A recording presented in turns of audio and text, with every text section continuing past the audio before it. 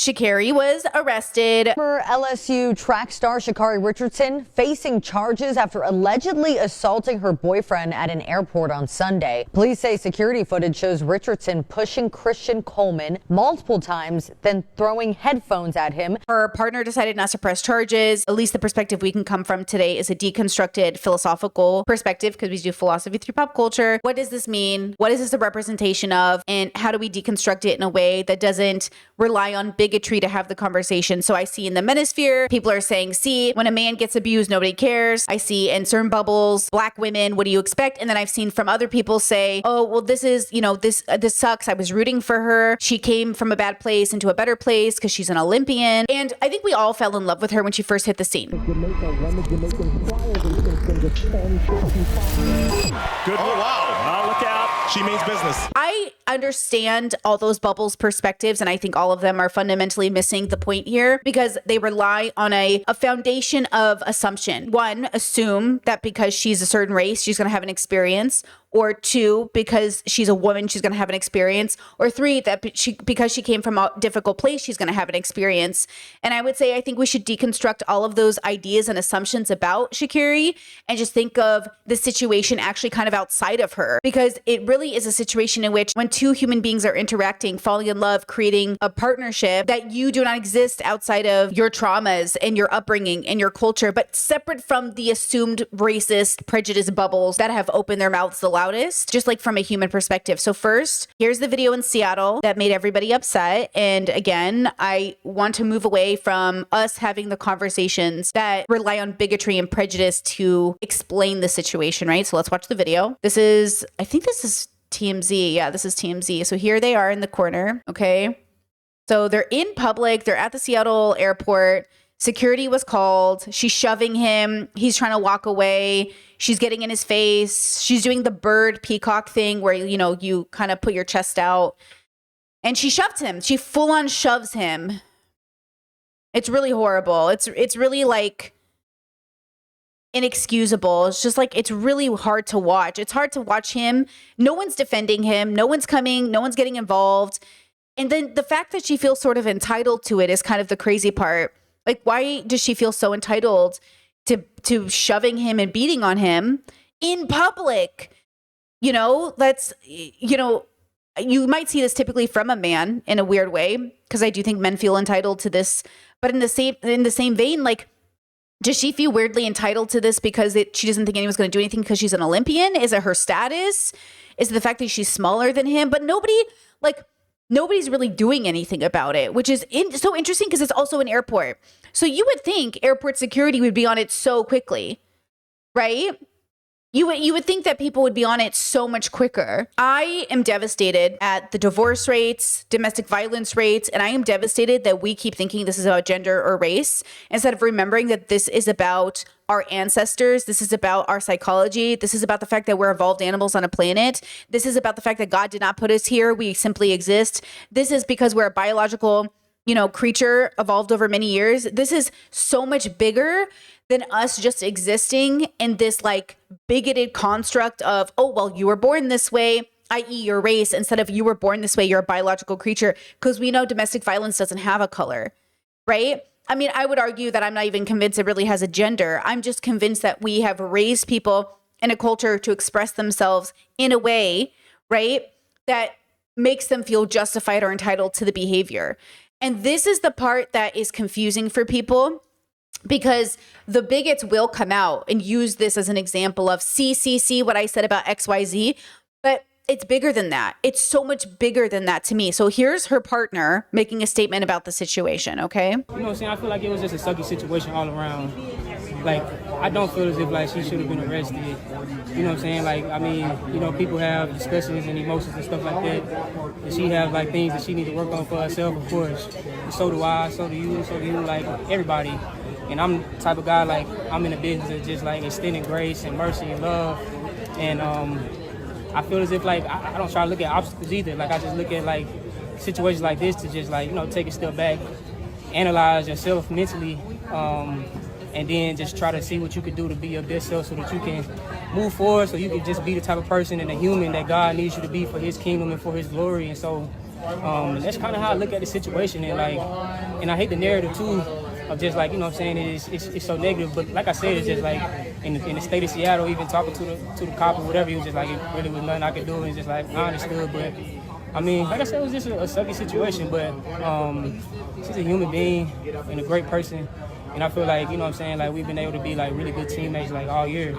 And I hate that narrative too because, you know, us coming together, like we're just two like real dominant personalities. And she's, to me, the best female athlete in the world. Like I see it every day. And like, you know, for me in my process, like I just said, like moving training groups, a whole new environment, a whole new, you know what I'm saying, training setup, different than what I've been in the past, like, you know, 10 years of my, you know, track and field career.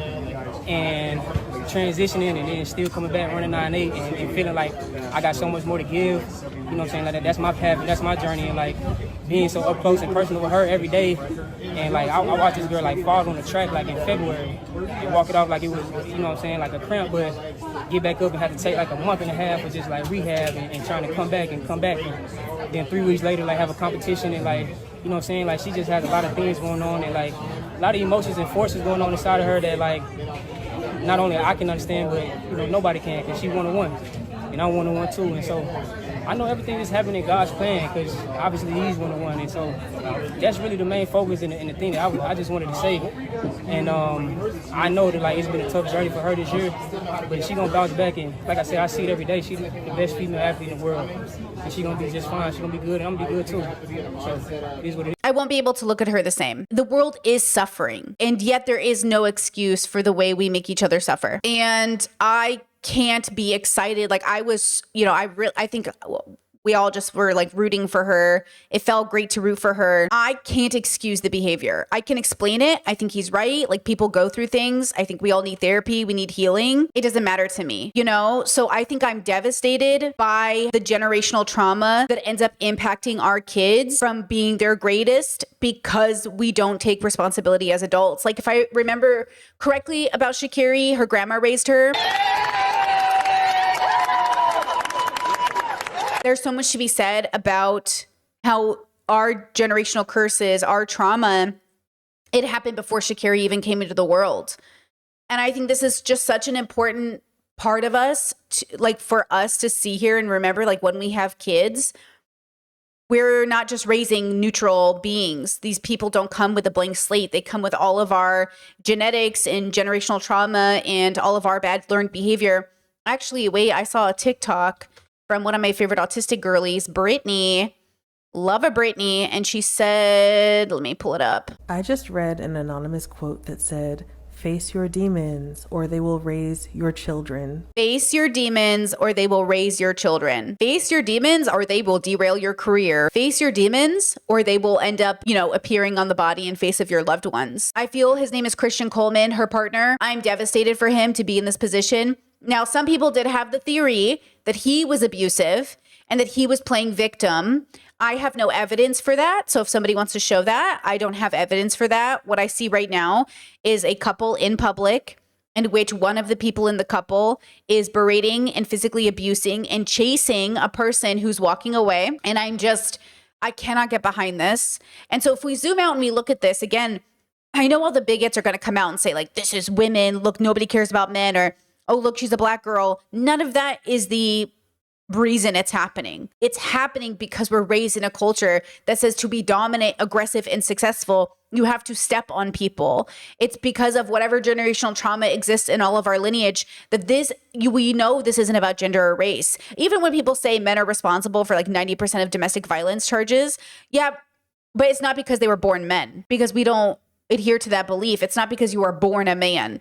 It's because you're raised under patriarchy, and misogyny is so in all of us that we think the best way to show up in the world is to be aggressive. You see how Sha'Carri was doing the peacocking? She was like doing the chest action. You know, this is fight language that you're supposed to be using in like a dominant stance to make it clear to that person like, oh, you want to mess with me, right? You should never be using this language with your child or with your spouse or with your family members.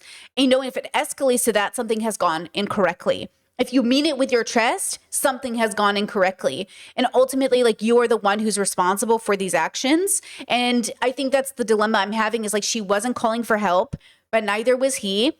And I wish he could have felt safe in that situation to call for help. But I also think he might be, and this is me assuming because I don't have the information, that he might be worried about ruining her career. And that is so typical of an abuse victim in a relationship like this, where one of the partners is very successful and you're afraid of taking away that success from them because you know their life was harder or because you know they really worked to get here. But what does that all matter at the end of the day if this is, you know, this is it? And I think that's the problem is like, I don't have any other information, but just based off of this, these 3 pieces of information, it just feels like to me, there is no excuse for this behavior. Okay, so how do we stop it from happening? Well, sometimes it comes in the form of not having kids because you have to work on yourself enough. Sometimes it comes in the form of just accepting that most of the babies born into the world are accidents. And so they will, well, they'll show up the way they do. Sometimes I'll hear people say like the divorce rate is because of feminism. The divorce rate isn't because of feminism. I mean, not literally. It's because you keep marrying the wrong people. You're settling with the wrong people. You can only take so much. And all those couples that I've seen that stay together till death do you part, but they're miserable. It's like, hell, they say, I think I could be wrong, but I think there are even some religions that think like earth is hell. It's so interesting how we make our life living hell and then we give it to our kids. And I think this is why I believe this started before Sha'Carri even came into the universe, right? Ultimately, this is her responsibility because she did the action. But the responsibility also falls on all the generations before her. I was just watching Olay and Friends have a conversation about parenting. And one of the things that stands out to me about the conversation was some of the parents were talking about the guilt they have bringing a baby who's black or brown into the universe, knowing that the world is so racist. And I have the same exact thought process of like, are we willing to bring a baby into the world right now with the things going on? And is there ever a time to bring a baby into the world? So then I also covered this on Queer Ultimatum, where all these lesbians or all these bisexual, pansexual girlies are talking about wanting to make babies. I was like, you want to have a baby under this administration's reign? But then I think about my family lineage and being in Iraq and feeling like they were persecuted and feeling like their lives were always, you know, hanging in the balance, making all the babies that they made. My grandma had 17 babies. My other grandma had 9 babies. And yeah, some of those babies did die. A lot of my aunties and uncles I never got to meet because they died as babies, right? Like infant to 5 years old. I think 8 years old. My auntie died when she was like 8. I think she hit a rock, my dad said. So like when I think about that, and I think about what they went through, and I keep thinking, why did you make babies? Why do you keep making children? And the truth is because we are animals evolved over time. So we're going to be fucking. And 2, I think they have the hope that God will provide. Like Christian Coleman, Sha'Carri's partner, said God, you know, he brought God into it. I don't know which God is your God, but sir, your partner should not be hitting you this way. You know, like I believe in forgiveness too, but that doesn't mean you have to tolerate abuse. And I do think what she was doing was just blatantly abusive. There's just no justification for it. And by the way, this does even go back to what my therapist taught me in therapy, which is, you know, self-defense is self-defense, but anything else is just bad behavior. And so even if Sha'Carri was like, I was being threatened, I was under duress, I had to do this out of self-defense. Well, you had many opportunities in this instant to do anything else. So I have to assume she's the aggressor because in this circumstance, everything that was visually happening on camera, was obviously, it looked like she was the aggressor, right? And that's what my therapist taught me is that you cannot hurt people because you've been hurt. And I know if we watch, you know, we talk about this with Endeavor, right? His abuse of his family, bringing anime into the conversation. We talk about Vegeta. We talk about all these tropes and characters of, you know, people who have to fight their own pride. But in the journey of learning how to be better people, they hurt a lot of people.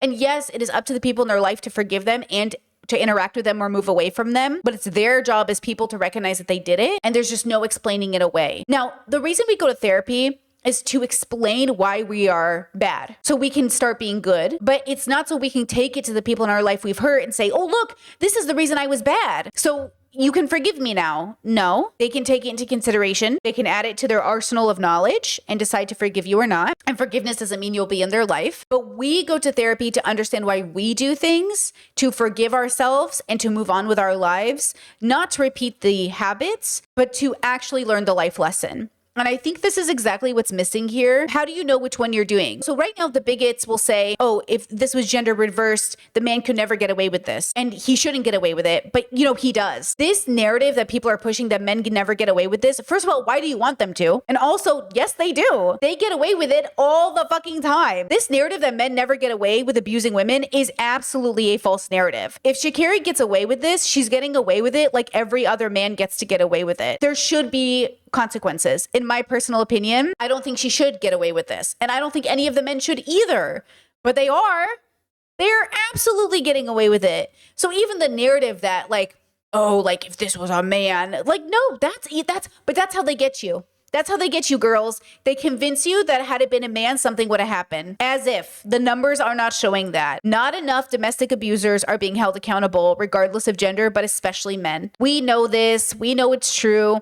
And what scares me, what really breaks my heart is seeing victims make excuses for it. I think that's what really breaks my heart is that Christian feels a need to make an excuse for Sha'Carri because, she's the greatest female athlete. I don't care. I don't care if she is the greatest because it doesn't matter. But it wouldn't be abnormal for the sports community to ignore abusers because they are the greatest. We've seen it with Mike Tyson. We've seen it with other people. It wouldn't be the first or last time we've seen it happen. But I think we can learn a lesson here that greatness, and this is why I say there's no such thing as a great man or a great woman.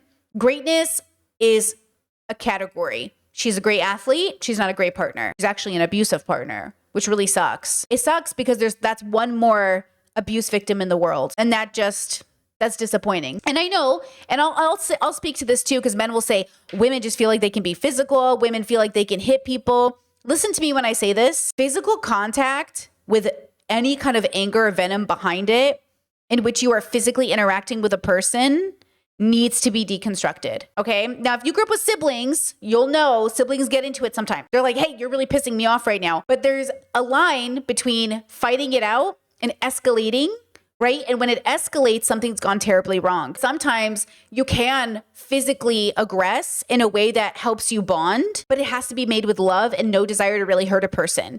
If you physically aggress with venom in your heart, you will hurt somebody. And the difference is what was Sha'Carri's intention with her treating her partner this way? It felt like belittlement to me. It did feel like almost emasculating him. It did feel to me also just the sense of entitlement of doing it in public, right?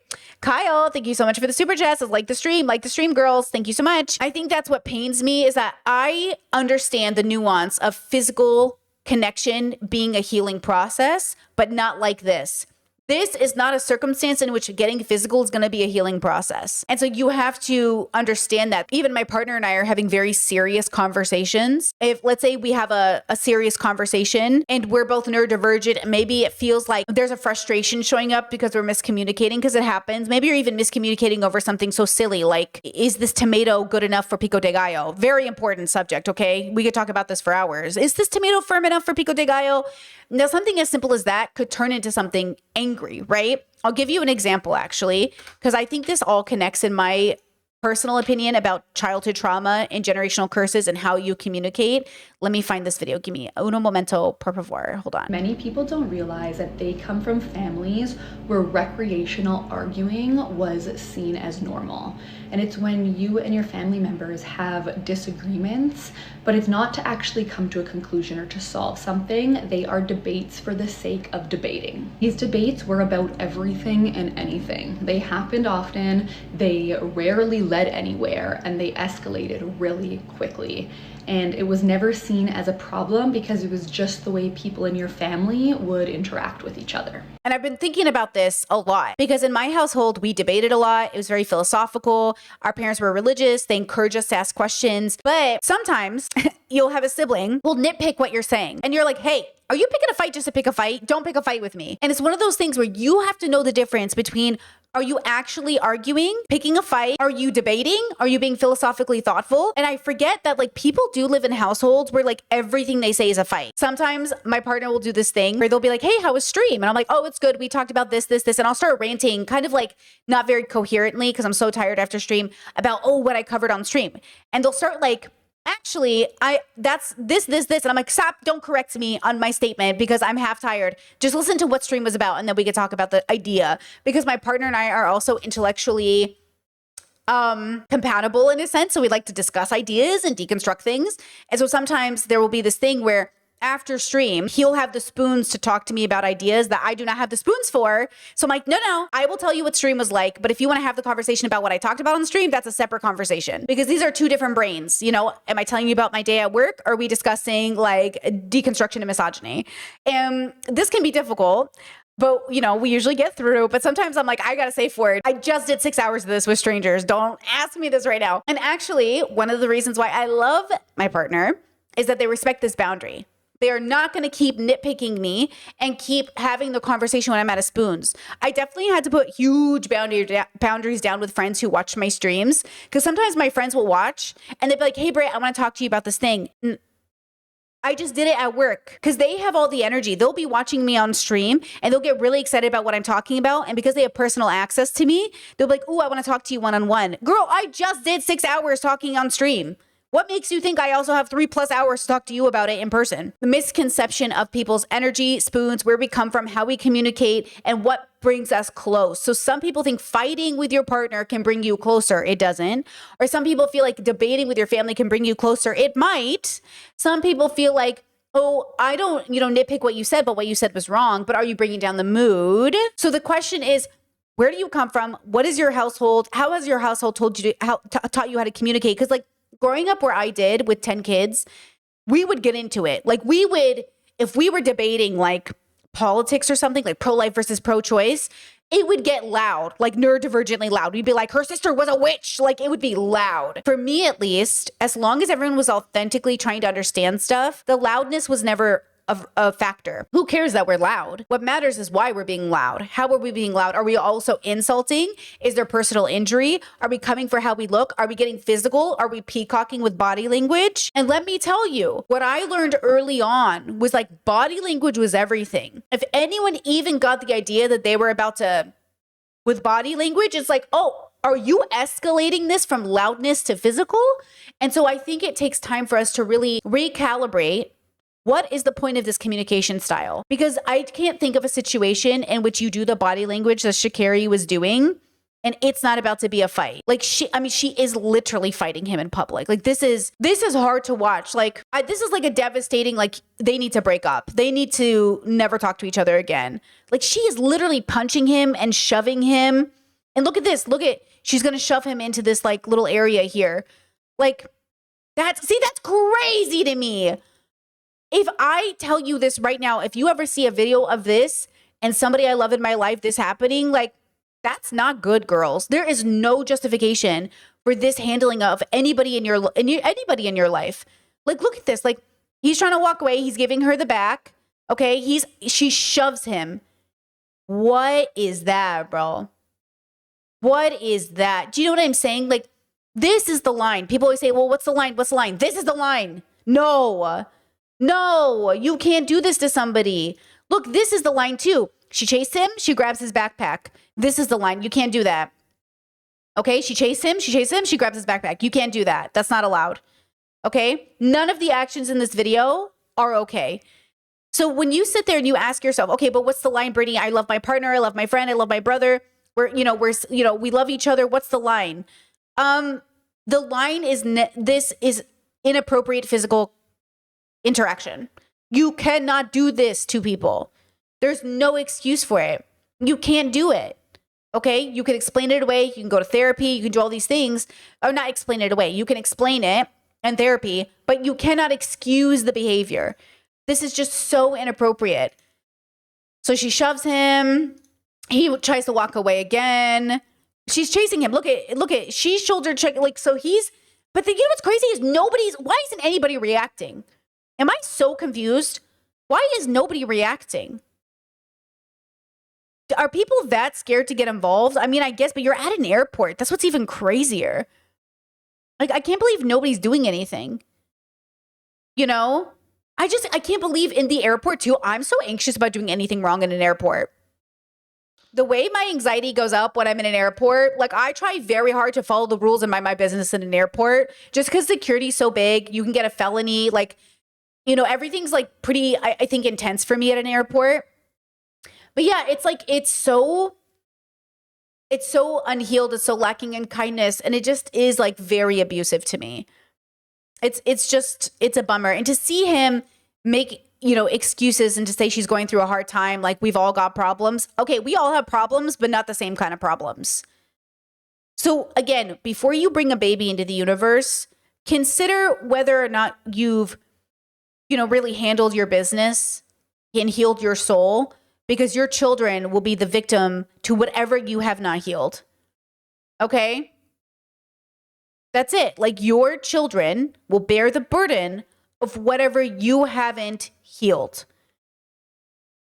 And like I've seen other people say, like, you will be graded on this. You will miss out on Christmas dinners because of this.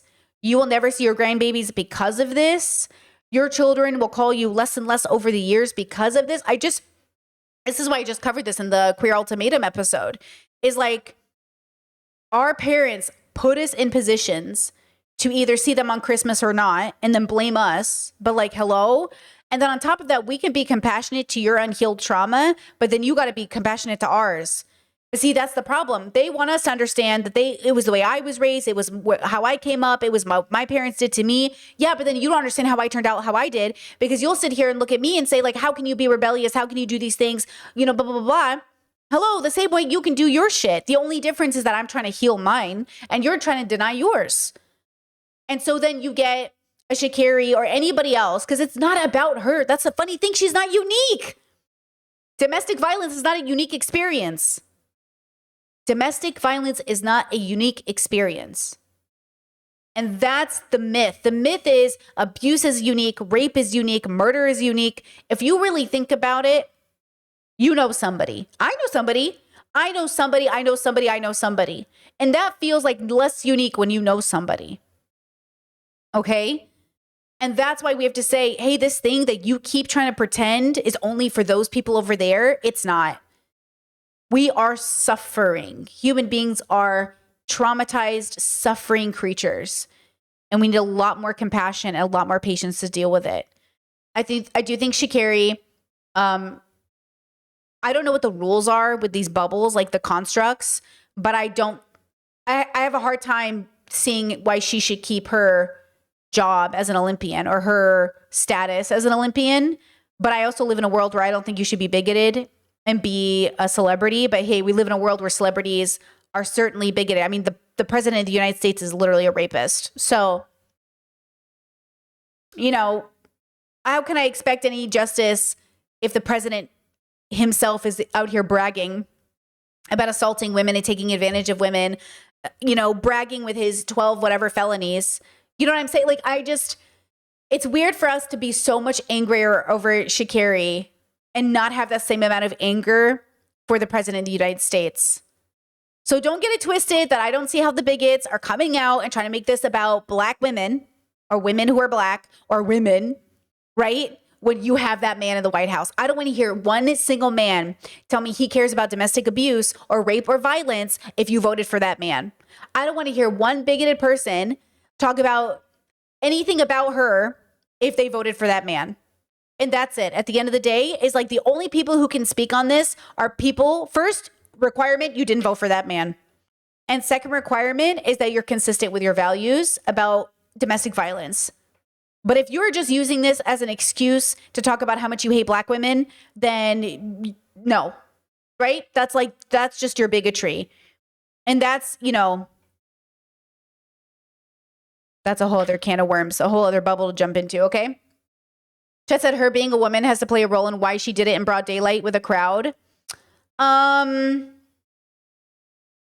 don't think so. I think that's the myth. I think it's a myth.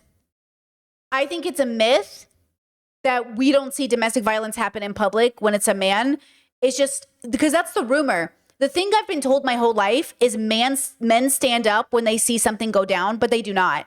I don't know how many videos I have to see, how many stories of rape that has occurred in public I have seen where men do not intervene when men are attacking women.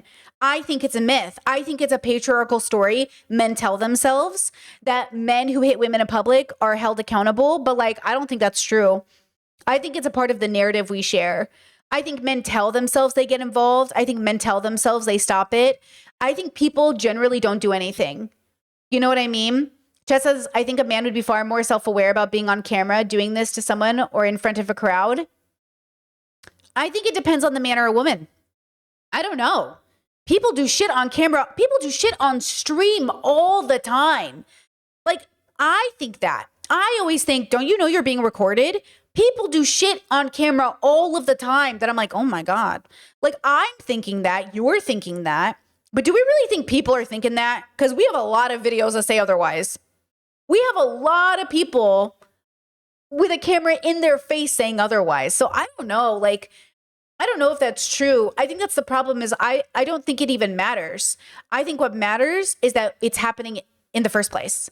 Why did nobody, not one single person at the airport did anything, at least on camera? And so that tells me the fact that it was even happening in the first place. It goes back to this, it goes back to anything else I've seen with people where you think like, why didn't anyone do anything? I don't think we have as much free will as we think we do.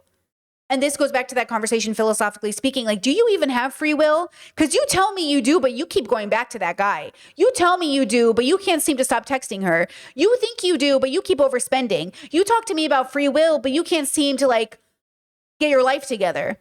Do you have as much free will as you think?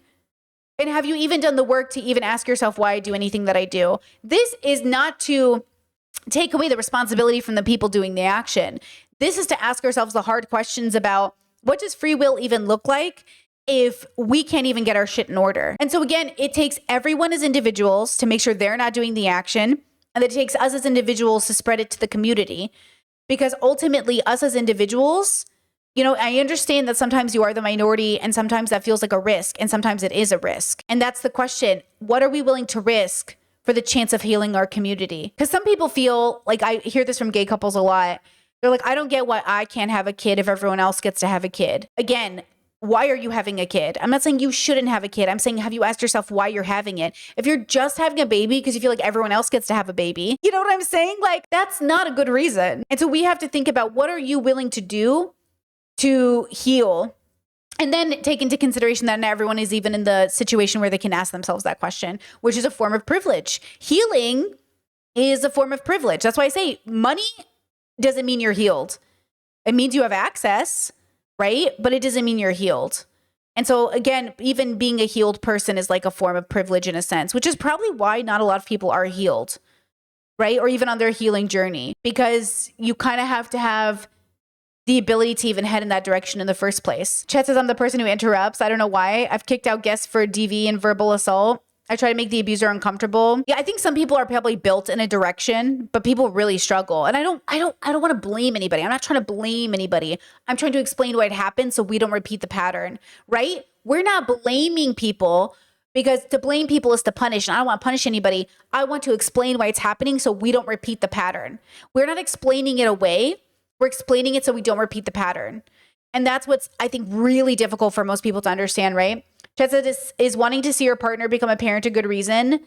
No. Wanting to be a parent is not a good reason to become a parent, but it is a requirement of being a good parent. And then on top of being a good parent, you would have had to have dealt with yourself first. I said this in my ultimatum video. I struggled with mental health my whole life because I was so scared as a queer kid, not having the life I thought I would have, my father-daughter dance, my family, you know, hanging out with my partner, all that stuff. I married a person who was born a man. And it still didn't matter. They didn't come to my wedding. The generational curse I was meant to break was letting go of the attachment that my parents were anything more than bigots, even though they loved me.